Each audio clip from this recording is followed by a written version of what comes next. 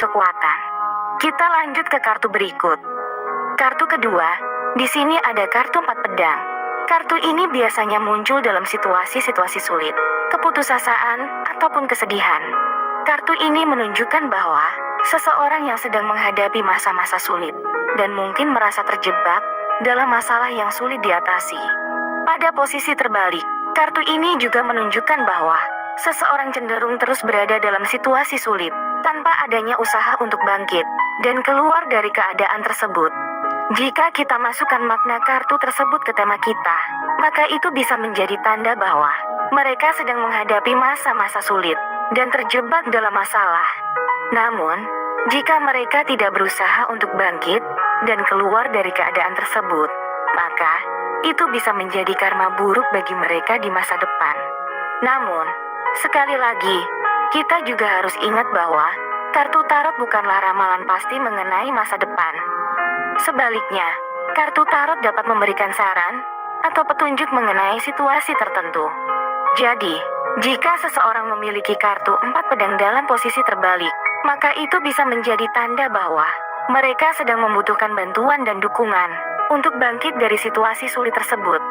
Sebagai seseorang yang pernah disakiti oleh mereka, kita bisa memberikan dukungan dan semangat agar mereka bisa melewati masa sulit tersebut.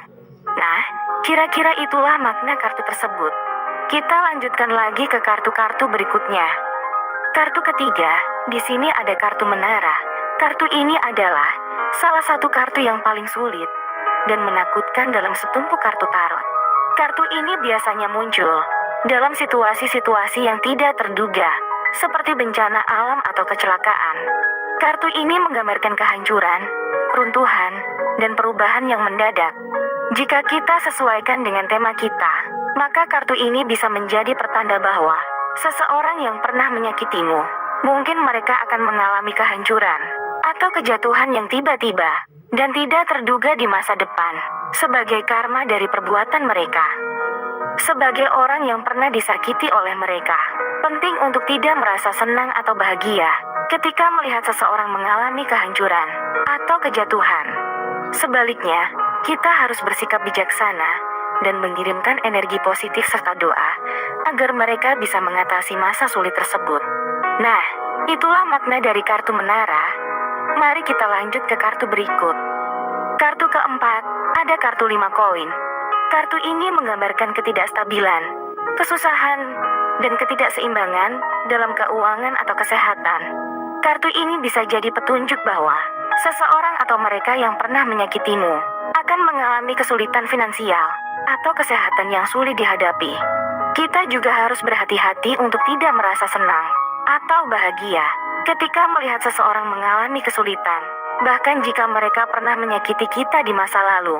Kita harus bersikap empati dan mengirimkan energi positif serta doa untuk mereka, karena kita tidak tahu pasti apa yang mereka alami dan bagaimana perasaan mereka. Maka dari itu, kartu ini mengajarkan kita untuk lebih sabar, berempati, dan tetap mengirimkan energi positif kepada orang-orang di sekitar kita, meskipun mereka pernah menyakiti kita di masa lalu. Oke teman-teman, kita lanjut ke kartu berikutnya. Ada kartu 2 cawan.